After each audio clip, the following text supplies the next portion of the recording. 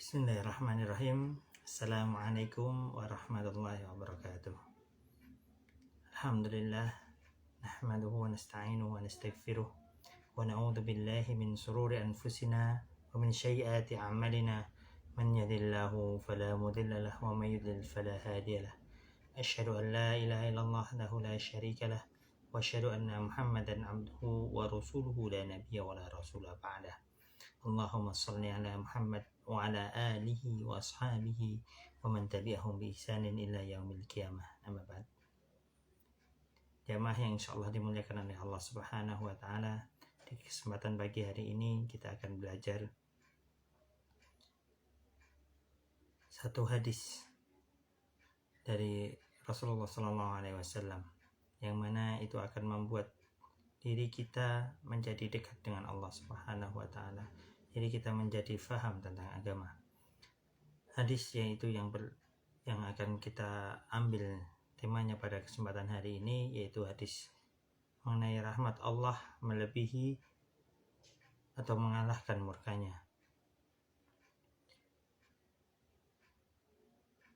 Hadatsana Abdan an Abi Hamzata an A'mash an Abi Salih an Abi Hurairah an Nabi sallallahu alaihi wasallam qala lamma khalaqallahu khalqa kataba fi kitabihi wa huwa yaktubu ala nafsihi wa huwa wad'u indahu ala arsy inna rahmati tabghi ghadabi, yang artinya telah menceritakan kepada kami Abdan dari Abu Hamzah, dari Al-A'mash, dari Abu Saleh, dari Abu Hurairah, dari Nabi sallallahu alaihi wasallam. Beliau bersabda, dikala Allah menciptakan makhluknya, Dia menuliskan dalam kitabnya yang Dia sendiri lah yang menulis terhadap dirinya, dan diletakkannya di sisinya di atas arsy. Sesungguhnya rahmatku lebih mengalahkan kemurkaanku. Hadis riwayat Bukhari, nomor hadis 7444, dan Muslim nomor hadis 2751. Dari hadis tersebut dapat kita ambil pelajaran yang pertama, yaitu alam ini memiliki awal. Yang dimaksud dengan makhluk yang disebut dalam hadis di atas adalah langit, bumi, dan seluruh makhluk yang berada di antara keduanya, yang diciptakan Allah dalam waktu 6 hari. Jadi sebelum diciptakan manusia, Allah telah menciptakan terlebih dahulu, yaitu langit, bumi, dan seluruh yang ada di sisinya, yang ada di antaranya. Kemudian yang kedua, sesungguhnya alam itu diciptakan dan sesuatu yang baru. Jadi sesungguhnya alam itu diciptakan dan sesuatu yang baru. Jadi sebelumnya tidak ada. Jadi adanya alam ini, adanya manusia itu diciptakan dari yang baru. Sebelum diciptakan manusia juga belum ada. Seperti itu. Bukan sesuatu yang tanpa berawal atau muncul bersamaan dengan keberadaan Allah, sebagaimana anggapan kalangan filsafat. Jadi kita semua diciptakan oleh Allah, tidak muncul tiba-tiba. Jadi pada pelajaran yang kedua ini, sesungguhnya alam itu diciptakan dan sesuatu yang baru. Jadi diciptakan bukan hanya ada tahu-tahu ada, atau karena gejala-gejala alam seperti itu.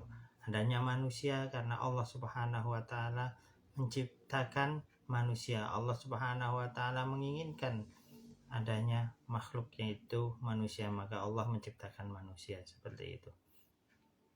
Yang ketiga, Allah mewajibkan sesuatu pada dirinya sesuai yang Dia kehendaki, sebagaimana Allah mengharamkan sesuatu pada dirinya sesuai dengan Dia kehendaki. Namun tidak ada seorang pun yang mewajibkan atau mengharamkan sesuatu bagi Allah Subhanahu wa taala. Jadi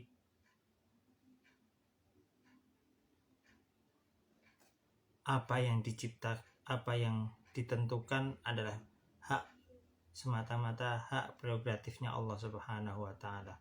Makhluk Allah tidak boleh mewajibkan atau mengharamkan atas diri Allah Subhanahu wa taala, atas Allah Subhanahu wa taala.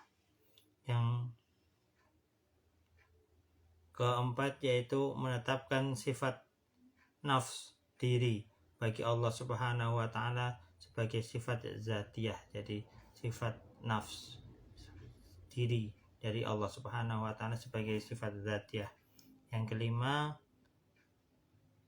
Allah memiliki sifat fauqiyah pada Allah Subhanahu wa taala, yaitu Allah berada di atas seluruh makhluknya.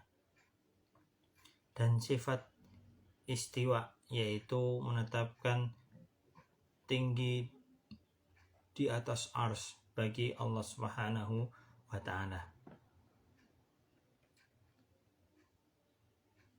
Kemudian yang keenam adalah Allah memiliki kitab yang berisi sesungguhnya rahmatku lebih mengalahkan kemurkaanku. Jadi Allah Subhanahu wa taala menetapkan menuliskan yaitu rahmat Allah Subhanahu wa taala lebih mengalahkan kemurkaanku. Jadi kasih sayang Allah Subhanahu wa taala itu sangat besar mengalahkan kemurkaannya. Kemudian yang ketujuh yaitu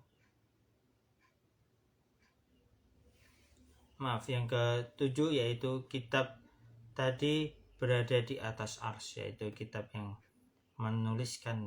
tertulis bahwa kemurkaan Allah menetapkan bahwa rahmatnya Allah Subhanahu wa taala itu melebihi dari kemurkaannya. Jadi hadirin yang insya Allah dimuliakan oleh Allah Subhanahu wa taala, dari itu kita berusaha untuk mendapatkan rahmat Allah, mendapatkan kasih sayang Allah Subhanahu wa taala, dan kita berusaha untuk tidak mendapat kemurkaan dari Allah Subhanahu wa taala. Kemudian selanjutnya, Allah memiliki sifat rahmat, Allah memiliki sifat ghadab. Jadi Allah Subhanahu wa taala itu memiliki sifat rahmah dan memiliki sifat ghadab atau marah. Jadi kita sebagai manusia, tugas kita, wa ma khalaqtul jinna wal insa illa liya'budun. Tugas kita tidak lain dan tidak bukan hanya untuk beribadah kepada Allah Subhanahu wa taala, mengabdikan diri kita kepada Allah Subhanahu wa taala, yang mana itu akan mendatangkan rahmat dari Allah Subhanahu wa taala. Yang ke-10, rahmat Allah mengalahkan murkanya. Dibuktikan dengan nama Allah, yaitu Al-Afu, Maha penerima taubat, di mana Allah begitu pemaaf, begitu mengampuni dosa-dosa hamba dan menerima taubat mereka. Jadi kita selaku manusia, kita tidak tahu apa yang kita perbuat, apa yang kita lakukan, walaupun itu kita rasa baik belum tentu orang lain akan merasakan baik pula. Belum tentu kebaikan itu bisa terasa. Jadi jamaah yang insya Allah dimuliakan oleh Allah Subhanahu wa Ta'ala, marilah kita menghobikan diri kita untuk terus beristighfar kepada Allah Subhanahu wa Ta'ala, mengharapkan rahmat Allah Subhanahu wa Ta'ala, karena Allah Subhanahu wa Ta'ala memiliki sifat al-afu, yang maha penerima tobat, yang maha pemaaf.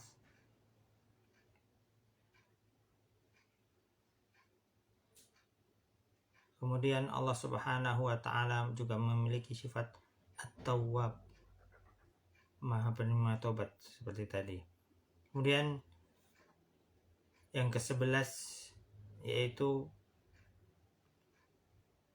rahmat atau sifat penyayang merupakan lawan dari sifat ghadab, yaitu pemarah. Ridho lawan dari sifat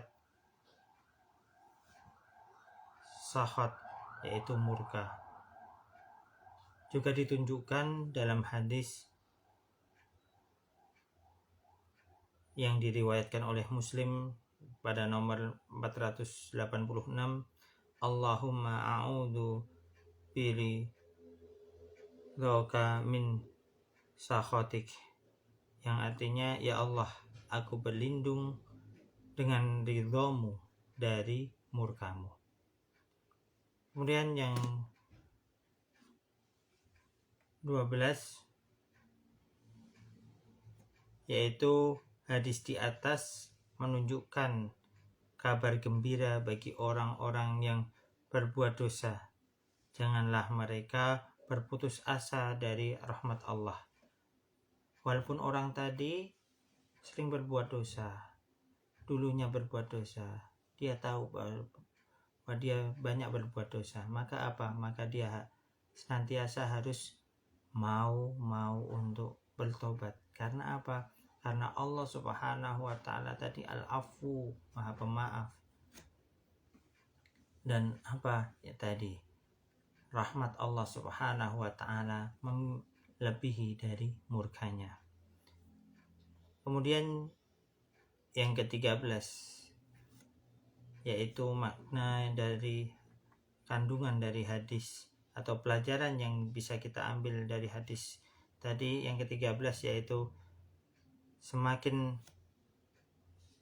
merenungi nama dan sifat Allah Subhanahu wa Ta'ala, semakin hati ini menjadi tenang, yaitu kita merenungi, memahami dari sifat Allah Subhanahu wa Ta'ala, maka membuat hati ini akan merasa tenang, merasa lebih enjoy, merasa lebih bahagia. Karena apa? Karena bukan nanti kita mau bermaksiat kemudian nanti bertobat, enggak. Kita menyadari bahwa kesalahan kita yang kita lakukan dulu, mungkin tidak sengaja, mungkin yang khilaf pada masa dahulu, bisa kita meminta ampun kepada Allah untuk bisa diampuni dari kesalahan-kesalahan kita, dan kita bisa mendapatkan rahmat Allah, mendapatkan kasih sayang Allah Subhanahu wa Ta'ala. Hadirin yang insya Allah dimuliakan oleh Allah Subhanahu wa Ta'ala, dari tema tadi yang menunjukkan bahwa rahmat Allah Subhanahu wa Ta'ala melebihi dari murkanya itu